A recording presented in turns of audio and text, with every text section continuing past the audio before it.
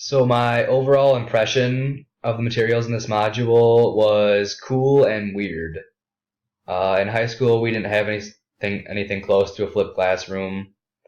There's only like two teachers in my high school that I can imagine ever using it, maybe three. The two younger guys, the IT people.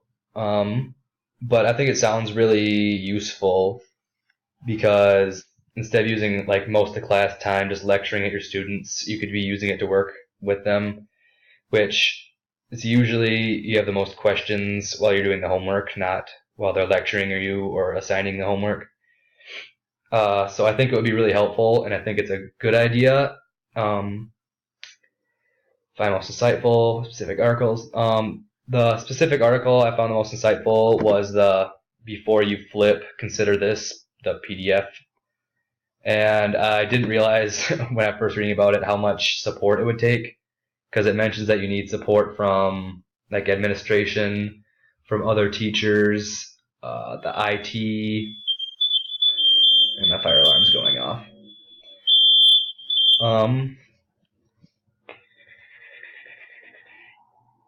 Okay, yeah. So, yeah, you need the administration's permission and support. You need to coordinate with other teachers to make sure they. One article talks about how flipped classrooms, if you have like more than one flipped classroom, you could have students watching like hours of videos every night to prepare for the next class. And then coordinating with the IT of how to get the students the videos and coordinating all the technology. The reasons supporting the flip method, I wrote down my top four were more one-on-one time, which, like I said a little earlier, is more. You can actually use class time to work with the students rather than just lecturing at them. Number two is students teach students. So I chose that one because it reminds me of what we talked about in KSP last year, or in level 1, where it talks about scaffolding, where students, when they work with other students, I'm sure you know what scaffolding is. But yeah, at the point working with students helps them reach their zone of proximal development, and it's good for them.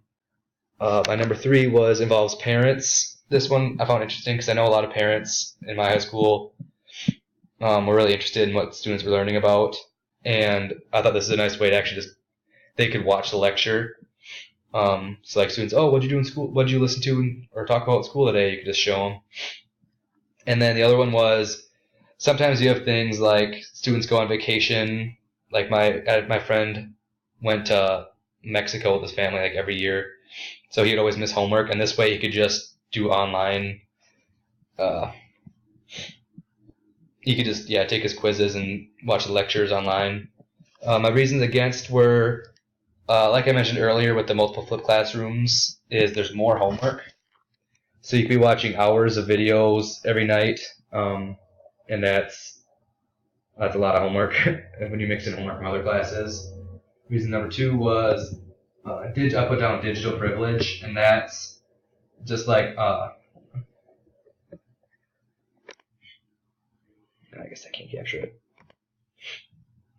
but that's students with more access to like the internet and technology available to watch the videos are more privileged than the students who can't afford it. So they are more likely to do better in the class than the other students are. And then my third reason against is when you do a video, it all has to be lecture-based pretty much, which we talk about in class right now with mastery strategies and stuff, that standard lecturing talking at the students isn't always the best. So that was the main problem. And then for homework, I also put it's more homework for the students and the teachers, because actually recording all these videos, I don't know if they do it all at once, like in the summer, or if they do it like week by week. I didn't actually figure that out. But it's a lot of work to record these videos and to go into class and do all the class time too, so it's a lot of work there. And that's my video presentation from the comfort of my cold bed in my cold house.